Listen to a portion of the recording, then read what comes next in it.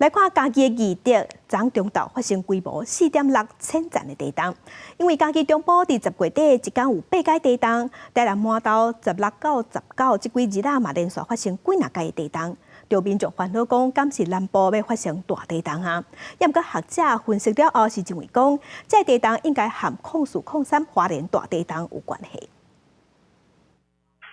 人客若开讲，若等餐厅出菜，但是忽然间发生地震，互餐厅的人客拢总错一个。嘉义20中到12.23发生深度11.7公里，就是规模4.6个千赞地震。震央是伫嘉义县的义德乡，拢总有12个县市有感觉。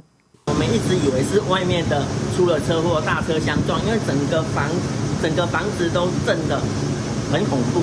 那客人也受到惊吓，那还好只有震了一下，那没有什么损失。 台南满到16到19连续4天，拢总发生6摆地震，其中2摆是规模4以上有感地震。内面4件是小区响。20中到嘉义的义德阁发生地震，互人想到讲，嘉义的中部顶个月27，一天连续发生8摆地震，学校社区透天拢密密麻麻。两个地震敢有关联？学者讲，无排除是0403花莲大地震了后，受应力调整影响造成的。发生的位置，然后跟他们震源机制来看的话，这几个地震之间是没有一个明显的关联性哦。那有可能是因为还是受到04、03地震之后呢应力调整的状态，所以在这些地方呢，达到它的一些可以发震的一个门槛之后呢，它就会陆续产生一些地震的活动。